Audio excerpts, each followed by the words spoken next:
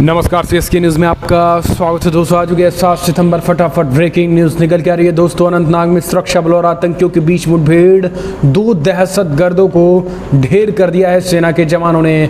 दूसरी बड़ी अपडेट, पाकिस्तान ने तोड़ा सीज फायर, बीएसएफ जवानों ने भी दिया फायरिंग का करारा जवाब। बड़ी खबर निकल के आ रही है, आपको बता दें इधर बांग्लादेश की पीएम शेख हसीना आई भारत के दौरे पे, तो उधर बौखला चुका है पाकिस्तान। बीएसएफ ने कई चौकियों को भी घुसकर ढेर किए हैं कई चौकियां तबाह। तीसरी बड़ी अपडेट, पाकिस्तान ने 20 साल में पहली बार आतंकी को अपनाया, सीमा पार करने की कोशिश में हुआ था घायल। पाकिस्तान ने कहा ये हमारा ही है। ये बड़ी खबर बताएंगे। इस बीच अगली अपडेट निकल के आई है दोस्तों, जहां खाने में ड्रग्स है, टाइगर चेयर से बांधकर पिटाई और यौन शोषण। यूएन की रिपोर्ट में उइगर मुस्लिम पर चीन की क्रूरता का हुआ खुलासा। तो एक एक करके जहां गौतम अडानी ने की पीएम शेख हसीना से मुलाकात, वहीं ताइवान ने चीन को फिर दिखाए तेवर। अमेरिका के बाद फ्रांसीसी सांसद करेंगे दौरा। तो एक एक करके जहां पीएम मोदी और बांग्लादेश की प्रधानमंत्री शेख हसीना के बीच कई हस्ताक्षर हुए, कई समझौते, वो बताएंगे। इस बीच पाकिस्तान में फिर मीडिया पर गिरी गाज, 2 न्यूज़ चैनल बैन हुए, भड़के तो इमरान खान। सब कुछ खबरें भारत और ब्रिटेन के रिश्ते लीजे ट्रांसफर होने के बाद कैसे होंगे वो भी बताएंगे। लेकिन उससे पहले छोटा सा निवेदन, अगर आपने चैनल को अभी तक सब्सक्राइब नहीं किया तो पल पल के अपडेट के लिए चैनल को सब्सक्राइब करना ना भूलें दोस्तों। दरअसल पहली बड़ी अपडेट निकल के आ रही है, अनंतनाग में सुरक्षा बलों और आतंकियों के बीच मुठभेड़, 2 दहशतगर्द हुए ढेर।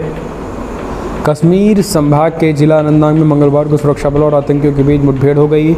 बताया जा रहा है कि सुरक्षा बलों ने आतंकवादियों को घेर लिया। पुलिस और सुरक्षा बलों के जवान मुस्तैदी से मौके पर तैनात रहे। जवानों ने 2 दहशतगर्दों को भी मार गिराया। इससे पहले सोमवार को आतंकियों ने अनंतनाग के इमाम साहिब इलाके में एसओजी कैंप पर हमला कर दिया था। देर रात आतंकियों ने एसओजी कैंप को निशाना बनाकर फायरिंग की। जवानों की जवाबी कार्रवाई के बाद आतंकी अंधेरे का फ़ायदा उठाकर मौके से भाग निकले। घटना के तत्काल बाद पूरे इलाके को घेर करके तलाशी अभियान चलाया गया और इस हमले में किसी को नुकसान नहीं पहुंचा। हालांकि आपको बता दें, जैश मोहम्मद कमांडर आशिक नेगरू के भाई के अपहरण के बाद गोली मारकर हत्या कर दी गई थी। लेकिन अनंतनाग में सुरक्षा बलों और आतंकियों की मुठभेड़ में आज सेना ने बड़ा ऑपरेशन चलाया, जिनमें 2 दहशतगर्दों को पूरी तरीके से ढेर कर दिया गया है। तो ये एक बड़ी खबर निकल के आ रही है और एक बड़ा झटका जो है वो दिया गया है खास करके इन आतंकियों को। अगली एक और अपडेट, पाकिस्तान ने तोड़ा सीज फायर, बीएसएफ जवानों ने दी फायरिंग का जवाब। शेख हसीना की भारत यात्रा से बौखला गया है पाकिस्तान। बीएसएफ ने करारा जवाब, पाकिस्तान की चौकियों को किया तबाह। बांग्लादेश की प्रधानमंत्री शेख हसीना भारत की यात्रा पर हैं। इसी सियासी घटनाक्रम को पाकिस्तान नहीं पचा पा रहा है।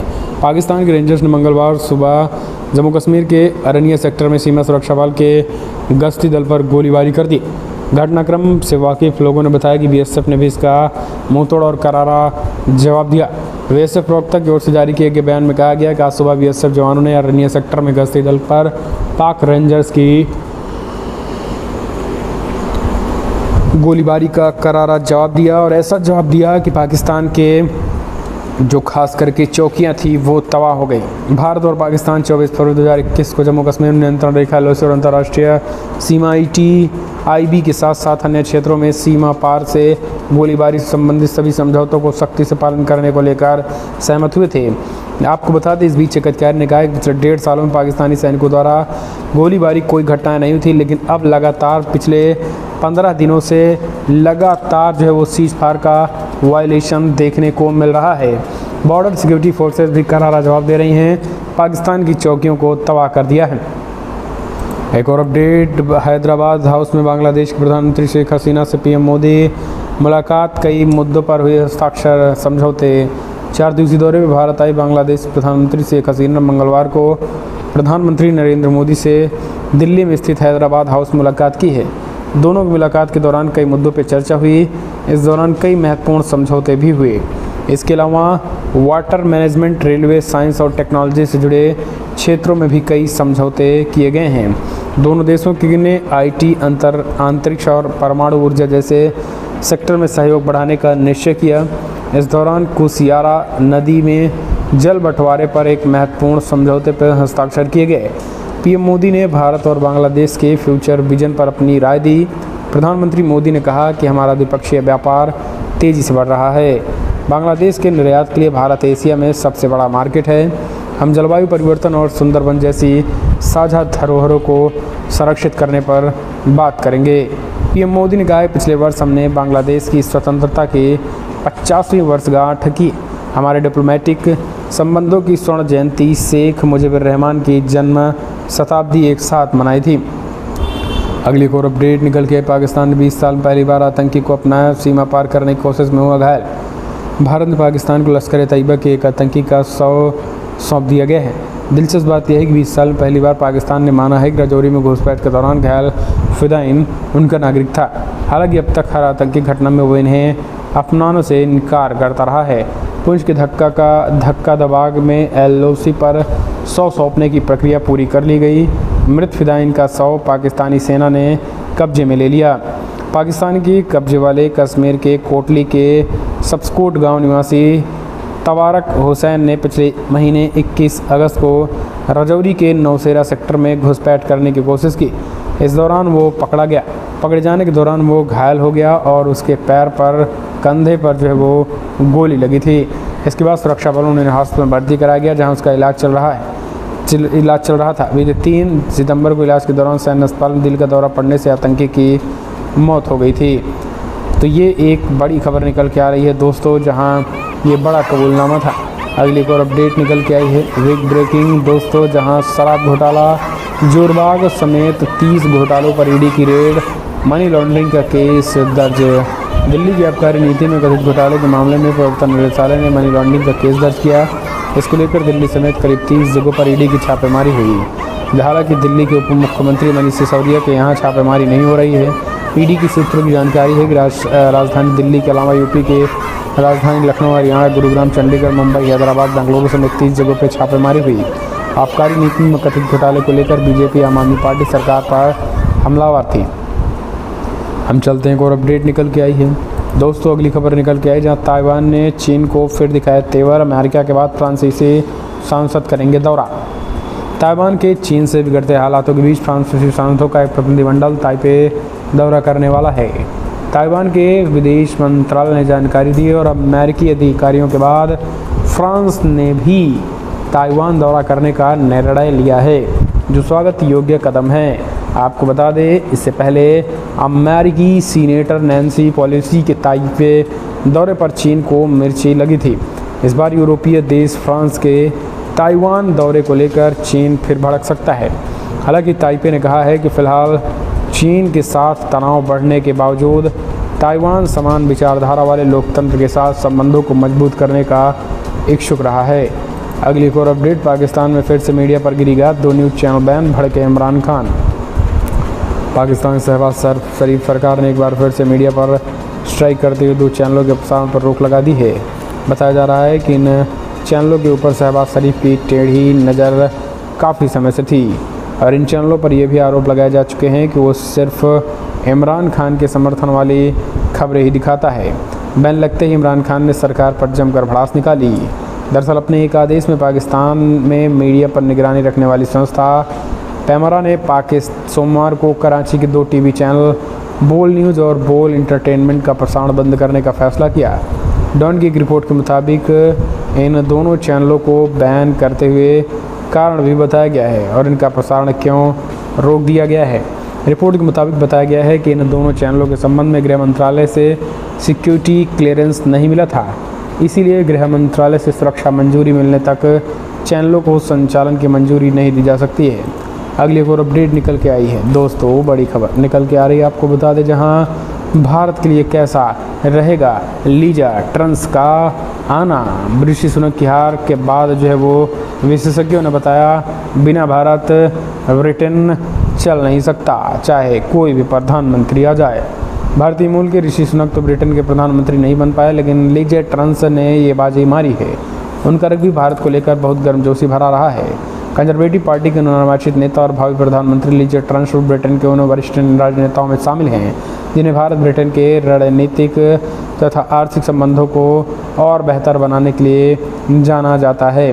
वो ट्रस ही थी जिन्होंने अंतर्राष्ट्रीय व्यापार मंत्री रहने के दौरान पिछले साल मई में बोरिस जॉनसन के नेतृत्व वाली सरकार के लिए वृहद व्यापार साझेदारी पर मुहर लगाई थी। यही ETP चल रही मुक्त व्यापार समझौता बातचीत के लिए शुरुआती आधार के तौर पर काम कर रही है। इतना ही नहीं, विदेश मंत्री एस जयशंकर जो है, पहले वो विदेश मंत्री ही थी, तो विदेश मंत्री एस जयशंकर ने इन्हें अच्छे से अपने काबू में कर रखा और एक तरीके से इनकी और एस जयशंकर की अच्छी बनती है, बॉन्डिंग है। और विदेश मंत्री और प्रधानमंत्री की कहीं ना कहीं एक तरीके से भारत और ब्रिटेन के जो रिश्ते हैं वो अच्छे बने रहेंगे।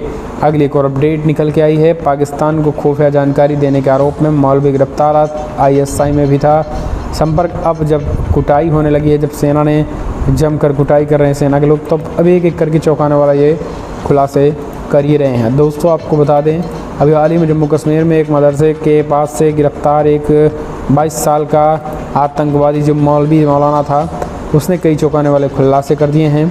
इन चौंकाने वाले खुलासों में एक खुलासा ये भी है कि आतंकवादी साफ साफ जो है वह कह रहा है कि उसके ISI और पाकिस्तान के तमाम उन आतंकी संगठनों से सीधा संबंध है। तो ये कोई और नहीं बल्कि पाकिस्तान के आतंकी संगठन के लोग कह रहे हैं।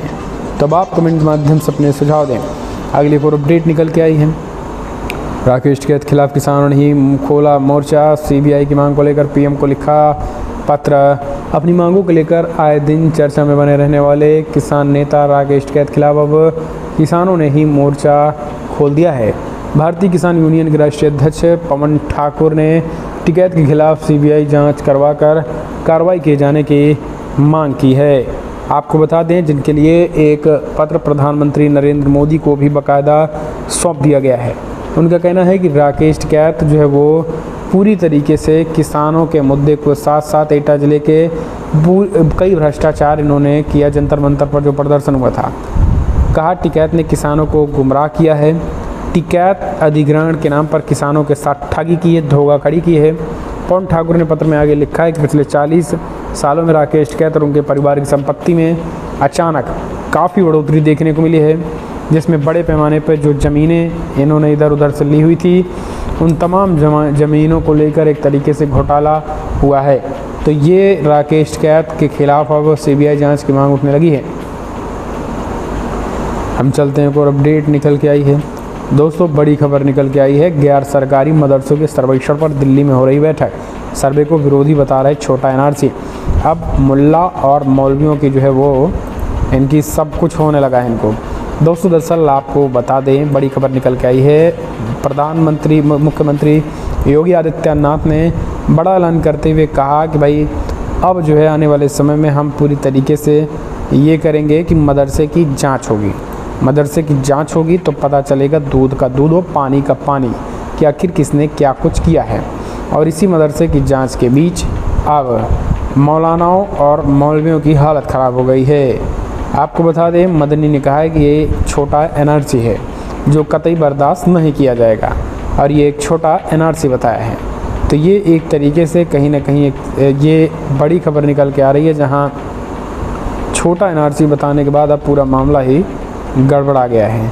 अगली एक और अपडेट निकल के आई है। दोस्तों अगली खबर निकल के आ रही है, जहां बिग ब्रेकिंग शिक्षा दिवस पर प्रधानमंत्री मोदी ने PM श्री योजना की घोषणा। 14,500 स्कूल होंगे अपग्रेड। प्रधानमंत्री मोदी ने सोमवार शिक्षक दिवस के अवसर पर प्रधानमंत्री नरेंद्र मोदी ने शिक्षक दिवस के मौके पर बड़ा ऐलान कर दिया, और एक तरीके से PM मोदी ने स्कूल्स फॉर राइजिंग इंडिया यानी PM श्री योजना की घोषणा की। इसके तहत देश भर में 14,500 स्कूलों को विकसित व उन्नत किए जाएंगे। प्रधानमंत्री ने कहा है कि PM श्री स्कूलों में शिक्षा प्रदान करने का एक आधुनिक अवसंरचना पर भी विशेष ध्यान दिया जाएगा। प्रधानमंत्री ने एक के बाद एक ट्वीट करके ये घोषणा की। उन्होंने कहा कि आज शिक्षक दिवस पर मैं एक नई पहल की घोषणा कर रहा हूँ। प्रधानमंत्री schools for rising India PM Shri के तहत देश भर में 14,500 स्कूल को विकसित व उन्नत किया जा रहा है। हम चलते हैं, एक और अपडेट निकल के आई है दोस्तों। बड़ी खबर आपको बता दें, जहाँ खाने में ड्रग्स, टाइगर चेयर से बांधकर पिटाई और यौन शोषण। यूएन की रिपोर्ट में उइगर मुसलमानों पर चीन की क्रूरता का खुलासा। दरअसल आपको बता दें, लगातार यूएन की रिपोर्ट में एक से बढ़ के खुलासे हो रहे हैं, जहाँ चीन अपने डिटेंशन कैंप में उइगर मुसलमानों के साथ अत्याचार कर रहा है। उन्हें इलेक्ट्रिक चेयर से बांधा जाता है, ड्रग्स दिया जाता है, भूखा रखा जाता है, उन पर लगातार नज़र रखी जाती है, उन्हें बिना किसी कारण इन कैंपों में बंद कर देते हैं।